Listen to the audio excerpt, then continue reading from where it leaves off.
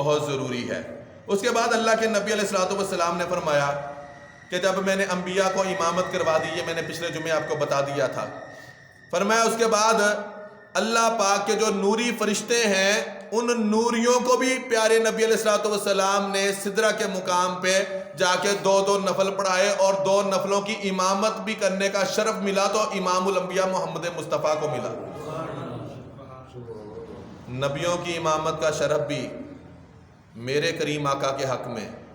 اور فرشتوں کی امامت کا حق بھی ملا تو امام الانبیاء محمد مصطفیٰ صلی اللہ علیہ وسلم کو ملا۔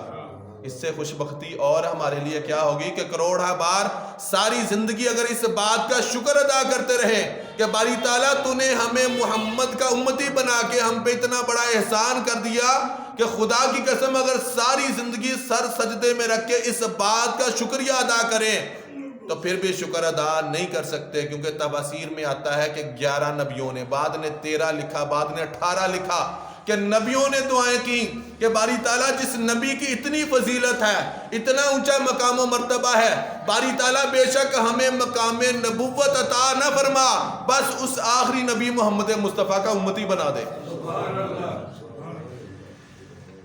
تو اس سے بڑی خوش قسمتی میرے اور آپ کے لیے اور کیا ہو سکتی ہے کہ اللہ پاک نے ہمیں بن مانگے دیا اور بن مانگے مصطفیٰ سونا محبوب ایسا عطا فرمایا کہ جو سارے نبیوں کا بھی سردار ہے اور رب تعالیٰ کا محبوب اور پیارا بھی ہے۔ تو دوستان محترم، ان باتوں کو سامنے رکھے۔ اللہ کے نبی علیہ الصلوۃ والسلام نے جب وہاں پہ ملاقات کی، چند ہمارے اور میرے اور آپ کے لیے باتیں ایسی بھی ہیں۔ اللہ کے نبی علیہ الصلوۃ والسلام نے فرمایا میں نے وہاں پہ دیکھا کہ چند لوگ ایسے تھے جب میں جنت اور دوزخ کا نظارہ کر رہا تھا کہ ان کے سامنے خوبصورت کھانا پڑا ہوا تھا، خوبصورت پھل فروٹ، جیسے کہہ لیں کہ ہم کہتے ہیں مرغا ہو، مچھلی ہو، بکرا، اس طریقے کا، ہر انسان کی اپنی اپنی طبیعت ہے۔ اللہ کے نبی علیہ الصلوۃ والسلام فرماتے ہیں وہ خوبصورت کھانا چھوڑ کے جو گندا کھانا تھا، جیسے ہم ڈھیر پہ یا نیچے پڑا ہوتا ہے اس طریقے کا کھانا نوچ نوچ کے کھا رہے تھے۔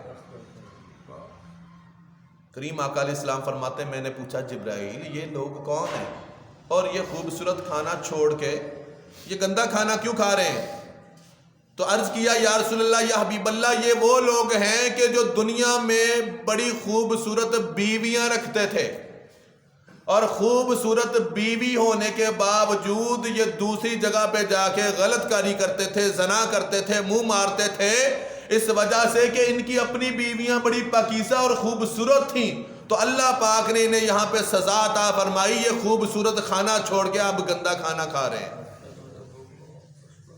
یہ میرے اور آپ سب کے لیے ہے، کیونکہ معراج النبی صرف واقعہ معراج نہیں ہے، میری اور آپ کی تربیت کا پہلو بھی ہے۔ پھر اللہ کے نبی علیہ الصلوۃ والسلام نے فرمایا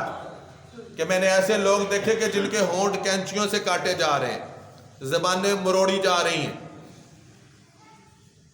فرمایا جبرائیل یہ کون لوگ ہیں؟ عرض کیا یا رسول اللہ یا حبیب اللہ یہ وہ لوگ ہیں کہ جو ممبروں پہ بیٹھتے تھے ہم جیسے، لوگوں کو بڑا واعظ کرتے تھے، لوگوں کو بڑی تقریریں کرتے تھے، مگر خود بے عمل تھے، اور ان کا مقصد یہی ہوتا تھا کہ لوگوں کے سامنے لوگ کہیں واہ بھائی واہ، بلے بلے، کمال کر دیتا، بس یہ دنیا سے تعریف چاہتے تھے۔ اللہ پاک نے انہیں دنیا میں دے دیا، اب آخرت میں ان کے لیے کچھ نہیں سوائے ان کی کینچیوں، زبانوں کو کینچیوں سے کاٹنے کے۔ تو یہ میرے اور آپ کے لیے ہدایت، سوچنے کا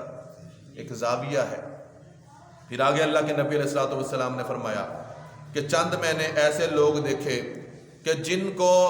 مرے ہوئے لوگوں کا گوشت کاٹ کے جسم سے ان کو دیا جا رہا ہے کہ کھاؤ اس کو۔ امام الانبیاء فرماتے ہیں میں نے پوچھا یہ کون ہے؟ فرمایا یا رسول اللہ یا حبیب اللہ یہ وہ لوگ ہیں کہ جو اپنے بھائیوں کی غیبت کیا کرتے تھے، چغلی کیا کرتے تھے۔ اب غیبت کی تعریف کیا ہے؟ غیبت یہ ہے کہ میرے اندر کوئی عیب پایا جاتا ہے، میں یہاں پہ موجود نہیں، میری غیر موجودگی میں 2 یا 10 لوگوں نے کہا کہ قاری صاحب تو ایسے ہیں، قاری صاحب تو ایسے ہیں، یہ ہے غیبت۔ عیب پایا جاتا ہے، غیر موجودگی میں کہا، اور فرمایا اگر کسی بندے کے اندر عیب تھا ہی نہیں، اس کی غیر موجودگی میں یہ بات کی تو اس کے اوپر بہتان باندھا۔ اور غیبت کی سزا یہ ہے کہ اللہ پاک ان کو مردہ لوگوں کا، بھائیوں کا گوشت کاٹ کاٹ کے کھلائے گا کہ اسے کھاؤ، اس لیے کہ تم دنیا میں اپنے بھائیوں کی غیبت کیا کرتے تھے۔ پھر یہی نہیں، جو لوگ پیسے بڑے جوڑ جوڑ کے رکھتے ہیں،